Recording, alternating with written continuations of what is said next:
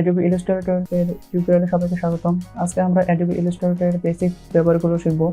আমরা জানি graphic design সম্পর্কে, যা এই Illustrator দিয়ে মূলত করা হয়। পাশাপাশি Adobe Photoshop এর দরকার পড়ে, তবে আমরা আজকে শুধু Adobe Illustrator সম্পর্কে জানবো। এর বেসিক বিষয়গুলো, টুলের ব্যবহারগুলো সম্পর্কে জানবো, যা জানলে আমরা মোটামুটি Illustrator দিয়ে ডিজাইন সম্পর্কে ধারণা পাবো। প্রথমে Adobe Illustrator প্রোগ্রামটি প্রোগ্রাম লিস্ট থেকে ওপেন করব। সেজন্য আমাদেরকে স্টার্টে যাওয়া লাগবে এবং এখান থেকে প্রোগ্রাম লিস্ট থেকে Adobe Illustratorটি সিলেক্ট করতে হবে। Adobe Illustrator ওপেন হওয়ার পর এরকম একটা ইন্টারফেস আমরা দেখব। এখান থেকে আমরা ক্রিয়েট নিউ এ ক্লিক করব, অথবা আমরা এখান থেকে ফাইল নিউ এ ক্লিক করব, অথবা আমরা শর্টকাটে Ctrl+M প্রেস করব। আমাদের হাতে ডিজাইন করতে গেলে কি হয়, একটি পেজ অথবা আর্টবোর্ডের প্রয়োজন পড়ে। তো এখানে আমাদের একটি আর্টবোর্ড অথবা পেজ নেওয়া লাগবে। তো এখান থেকে আমি A4 পেজ বা আর্টবোর্ড নিলাম। এখানে আমরা আর্টবোর্ডের ডিটেলস দিয়ে দিতে পারি। এখানে আমরা আর্টবোর্ডের নাম দিলাম CC। তো এখানে আর্টবোর্ডের যে ইউনিট হবে সেই ইউনিটটা সিলেক্ট করে দেব। এখানে পয়েন্ট থাকতে পারে, আমরা এখানে পয়েন্ট থেকে ইঞ্চিতে সিলেক্ট করে দেব। ইঞ্চিতে সিলেক্ট করে দিলে আমাদের হিসাব নিকাশ করতে একটু সুবিধা হবে। নিচে থেকে আমরা ওরিয়েন্টেশন সিলেক্ট করে দিতে পারি। এখানে আমরা আর্টবোর্ডটি লম্বালম্বিভাবে নিব না আনুভূমিকভাবে নিব, তা এখান থেকে সিলেক্ট করে দিতে পারি। তো আমি এখানে লম্বালম্বিভাবে সিলেক্ট করে দিলাম, যাকে বলা হয় পোর্ট্রেট মোড, এবং আনুভূমিকভাবে সিলেক্ট করাকে বলা হয় ল্যান্ডস্কেপ মোড। এরপর ক্রিয়েটে ক্লিক করবেন। ক্রিয়েটে ক্লিক করার পর আমরা এরকম একটা ইন্টারফেস দেখতে পাবো। মাঝখানে থাকবে আর্টবোর্ড, উপরে রয়েছে মেনু বার, সাইডে রয়েছে টুল বার এবং ডান পাশে রয়েছে কিছু প্যানেল। সর্ব উপরে রয়েছে মেনু বার, যার ইতিমধ্যে একটি কাজ দেখানো হয়েছে, ফাইল থেকে নিউ এ ক্লিক করে আর্টবোর্ড নেওয়া। এরপর আমাদের ওয়ার্ক স্পেসটা কী ধরনের হবে তা সিলেক্ট করে দেওয়া লাগবে। বেসিক কাজের জন্য আমরা মেনু বার থেকে উইন্ডোতে সিলেক্ট করব। এরপর এখান থেকে ওয়ার্ক স্পেসে যাব এবং সাব মেনু থেকে সেটিং এজেন্সিয়াল ক্লাসিকে ক্লিক করে দেব। বেসিক্যালি ডিফল্টভাবে এটা করাই থাকে, যদি করা থাকে তাহলে আবার নতুন করে করার দরকার নেই। বাম পাশে আমরা টুলবার দেখতে পাবো। টুলবারের পজিশন আমরা ইচ্ছা মতো চেঞ্জ করে দিতে পারি, বা একে মিনিমাইজ ম্যাক্সিমাইজ করতে পারি, বা এটা যে কোনো পজিশনে আমরা রাখতে পারি। ডান পাশে কিছু আমরা প্যানেল দেখতে পারবো এবং প্যানেলের পাশে প্রপার্টিজ লাইব্রেরিজ দেখতে পাবো। তো প্যানেলের মধ্যে এখানে রয়েছে colour panel, paint panel, gradient panel. তো এগুলো ব্যবহার আমরা একটু পর দেখবো। প্যানেলের পাশে আমরা প্রপার্টিজ দেখতে পাচ্ছি, যেটা আমরা যখন বিভিন্ন টুল সিলেক্ট করব, টুল সিলেক্টের সঙ্গে সঙ্গে এই প্রপার্টিজগুলো চেঞ্জ হয়ে যাবে। প্রথমে আমরা টুলবারের কাজগুলো দেখবো। টুলবারের মধ্যে আমরা রেক্টেঙ্গেল টুল পাবো। এই রেক্টেঙ্গেল টুলের সাহায্যে আমরা রেক্টেঙ্গেল ড্র করতে পারবো। রেক্টেঙ্গেল ড্র করার জন্য আমাদের মাউসের লেফট বাটনটি চেপে ধরে আর্টবোর্ডে ড্র করতে হবে।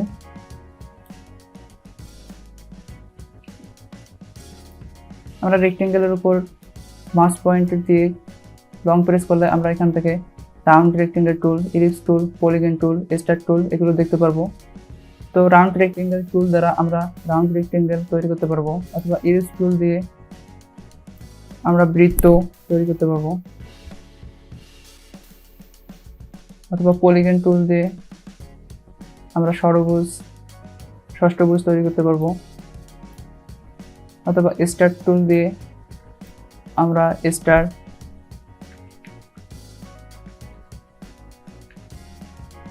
অথবা ত্রিভুজ তৈরি করতে পারবো। টুলবারের প্রথমে আমরা সিলেকশন টুল দেখতে পাবো। সিলেকশন টুল মানে বুঝতেছো যে কোনো কিছু সিলেক্ট করা। তো ডিজাইনের সময় আমরা যা কিছু ডিজাইন করব বা যে কোনো অবজেক্টকে সিলেক্ট করার কাজে আমরা এই সিলেকশন টুলটি ব্যবহার করব। সিলেকশন টুলের পাশে রয়েছে ডিরেক্ট সিলেকশন টুল। এই ডিরেক্ট সিলেকশন টুলের সাহায্যে আমরা কোনো একটি ডিজাইনের নির্দিষ্ট পার্টকে সিলেক্ট করব। এই ডিরেক্ট সিলেকশন টুল দ্বারা আমরা অ্যাঙ্কর পয়েন্টের পজিশন চেঞ্জ করতে পারবো। এরপর যে টুলের ব্যবহার শিখবো তা হচ্ছে ফিল কালার এবং স্ট্রোক কালারের। কোনো অবজেক্টের ভিতরে যে আমরা কালারগুলো দেখতে পাই তা হচ্ছে ফিল কালার। এই ফিল কালারগুলো আমরা এখানে কালার প্যানেল থেকে চেঞ্জ করে দিতে পারি, এবং কোনো অবজেক্টের বাইরের বর্ডারের যে কালার তা হচ্ছে স্ট্রোক কালার। তো আমরা স্ট্রোক কালার এভাবে চেঞ্জ করে দিতে পারি। এরপর যে টুলের ব্যবহার শিখবো তা হচ্ছে হ্যান্ড টুল। তো টুলবার থেকে আমরা হ্যান্ড টুলে ক্লিক করব। এই হ্যান্ড টুলের সাহায্যে আমরা আর্টবোর্ডকে মুভ করাতে পারবো, এর পজিশন চেঞ্জ করাতে পারবো। এর পাশে রয়েছে জুম টুল। জুম টুলের সাহায্যে আমরা যে কোনো অবজেক্ট এলিমেন্টকে জুম ইন জুম আউট করতে পারবো। জুম করার জন্য আমরা জুম টুল সিলেক্ট করব এবং মাউসের বাম পাশের বাটন দ্বারা যে অবজেক্টকে জুম করব তার উপরে ক্লিক করব এবং জুম আউট করার জন্য আমরা কিবোর্ডের অল অপশন বা অল্টার বাটন প্রেস করে একই সঙ্গে মাউসের বাম পাশের বাটন প্রেস করব এবং অবজেক্টের উপর ক্লিক করতে থাকব, তাহলে সেই অবজেক্টটি জুম আউট হয়ে যাবে। এরপর হচ্ছে আর্টবোর্ড টুলে সিলেক্ট করলে আমরা দেখব পুরো আর্টবোর্ডটি সিলেকশন হয়ে গেছে। তো এখান থেকে আমরা পয়েন্টগুলোকে ধরে আর্টবোর্ডের সাইজ চেঞ্জ করতে পারবো।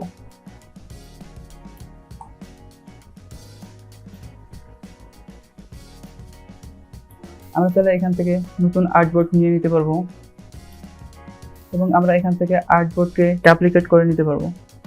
আর্টবোর্ডকে ডুপ্লিকেট করার জন্য আমরা কিবোর্ডের অল অপশন বা অল্টার কি প্রেস করব এবং একই সঙ্গে মাউসের বাম পাশের বাটন প্রেস করে আর্টবোর্ডটিকে মুভ করব। এরপর আমরা আইড্রপার টুলের ব্যবহার দেখব। আমরা প্রথমে দুটি অবজেক্ট নিলাম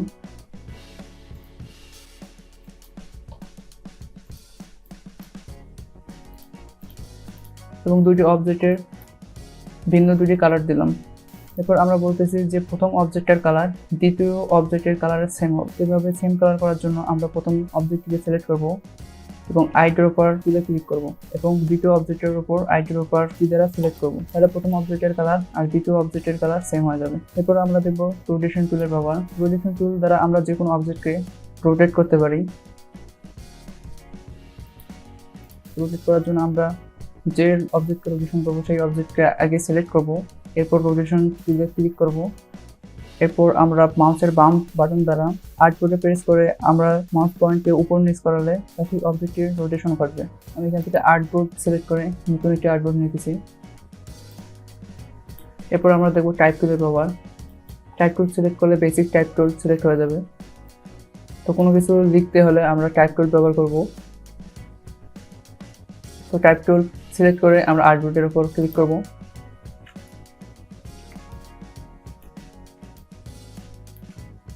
আমরা জুম টুল ব্যবহার করে জুম করে নিতেছি।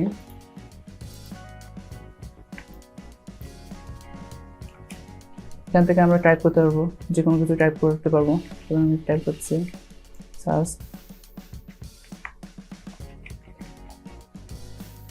এডিট করলাম। টাইপ করার পর আমরা এর প্রপার্টিসগুলো চেঞ্জ করতে পারবো এখানে প্রপার্টিস প্যানেল থেকে।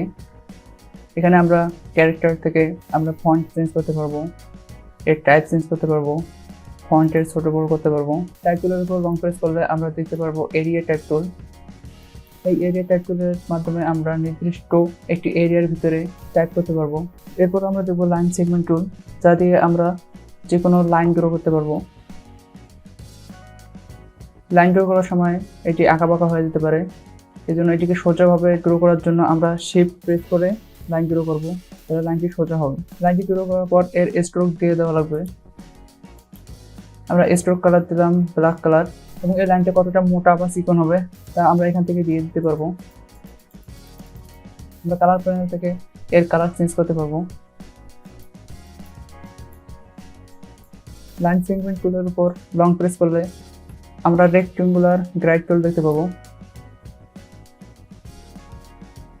এই টুল সিলেক্ট করার পর আমরা আর্টবোর্ডের উপর সিলেক্ট করলে রেক্টেঙ্গুলার গ্রাইড টুলের অপশন দেখতে পারবো। এই রেক্টেঙ্গুলার গ্রাইড টুল ব্যবহার করে আমরা টেবিল ড্র করতে পারবো। তো এখান থেকে টেবিলের প্রতিটা সেলের আমরা হাইট ওয়াইট নির্ধারণ করে দিয়ে দিতে পারবো। আমরা বললাম যে প্রতিটা সেলের ওয়াইট হবে 2 এবং হাইট হবে 2। এখান থেকে হরিজন্টাল ডিভাইডার এবং ভার্টিক্যাল ডিভাইডার আমরা সিলেক্ট করে দিতে পারবো। হরিজন্টাল ডিভাইডার আমরা যদি নাম্বার 3 দেই তাহলে সারি হবে 4টা এবং ভার্টিক্যাল ডিভাইডারের নাম্বার যদি আমরা 5 দেই তাহলে এর কলাম হবে 6টা। তো এইভাবে আমরা টেবিল ড্র করতে পারবো।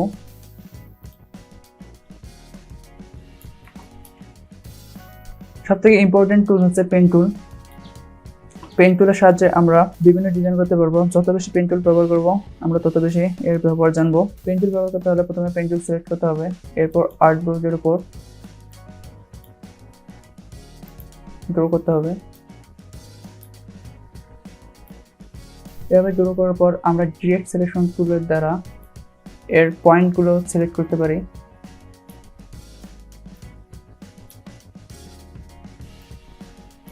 এবং এর পজিশন চেঞ্জ করে আমরা ডিজাইনটাকে আরো অনেক সুন্দর করতে পারি। এরপর দেখবো আমরা শেপার টুলের ব্যবহার। শেপার টুল দিয়ে আমরা খুব সহজে আয়তক্ষেত্র, বর্গক্ষেত্র, বৃত্ত বা ত্রিভুজ তৈরি করতে পারবো।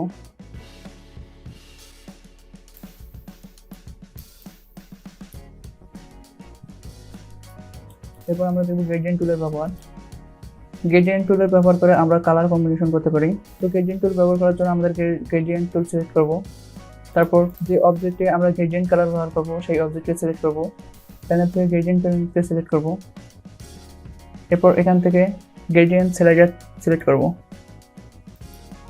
তো আমরা এখান থেকে গ্রেডিয়েন্টের টাইপ চেঞ্জ করে দিতে পারি। আমরা যেকে লিনিয়ার গ্রেডিয়েন্ট বা রেডিয়াল গ্রেডিয়েন্ট অথবা ফ্রি ফর্ম গ্রেডিয়েন্টে সেট করে দিতে পারবো।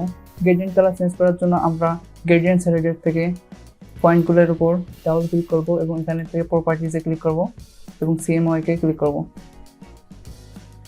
এখান থেকে আমরা কালার চেঞ্জ করে দিয়ে দিতে পারবো।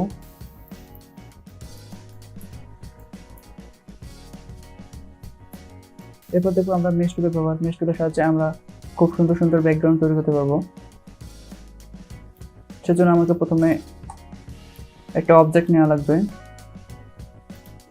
এই অবজেক্টটাকে কালার দিলাম আমি ইয়েলো।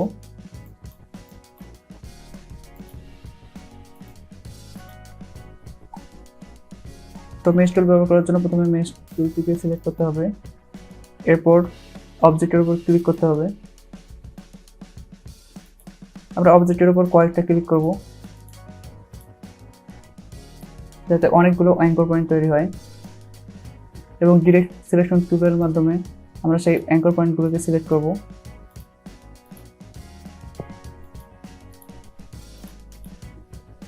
একাধিক অ্যাঙ্কর বাটন সিলেক্ট করার জন্য আমরা কিবোর্ড থেকে শিফট বাটন প্রেস করে সেই অ্যাঙ্কর পয়েন্টগুলোর উপর ক্লিক করব। এরপর আমরা এখান থেকে কালার চেঞ্জ করে দিয়ে দিতে পারবো।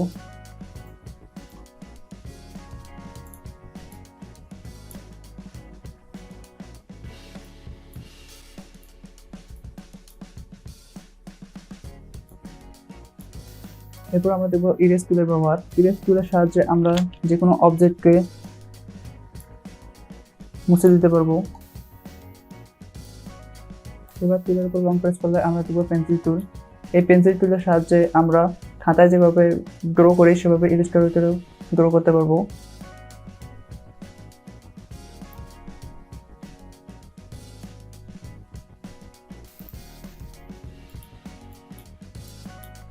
এখন আমরা কিছু বেসিক জিনিসপত্রের ব্যবহার শিখবো। যেমন একটি অবজেক্টের উপর আরেকটি অবজেক্ট থাকলে আমরা দেখতেছি নিচের অবজেক্টটিকে দেখা যেতেছে না, তো আমরা চাই নিচের অবজেক্টটিকে সামনে দেখাতে। তো এটা করার জন্য আমাদের কী করা লাগবে, মাউসের রাইট বাটনে ক্লিক করা লাগবে এবং এখান থেকে অ্যারেঞ্জে যাওয়া লাগবে। তো অ্যারেঞ্জে যাওয়ার পর এখান থেকে আমাদের সিলেক্ট করে দেওয়া হবে ব্রিং টু ফন্ট। তো ব্রিং টু ফন্টে ক্লিক করলে আমাদের নিচের অবজেক্টটা সামনে দেখতে পাবো। কোনো অবজেক্টকে হাইড করতে হলে কিবোর্ড থেকে কন্ট্রোল এবং 3 একসঙ্গে প্রেস করব, তাহলে সেই অবজেক্টটিকে হাইড হয়ে যাবে। এবং সেই অবজেক্টটিকে আবার শো করাতে হলে আমরা একসঙ্গে কন্ট্রোল, অল্টার এবং 3 প্রেস করব। ফাইলটি সেভ করার জন্য আমরা কন্ট্রোল আর এস একসঙ্গে প্রেস করব অথবা ফাইল থেকে সেভে ক্লিক করব। এরপর যে ফোল্ডারে সেভ করব সেই ফোল্ডারটি সিলেক্ট করব, এরপর সেভে ক্লিক করে দেব, এরপর ওকেতে ক্লিক করে দেব, তাহলে আপনার ফাইলটি সেভ হয়ে যাবে।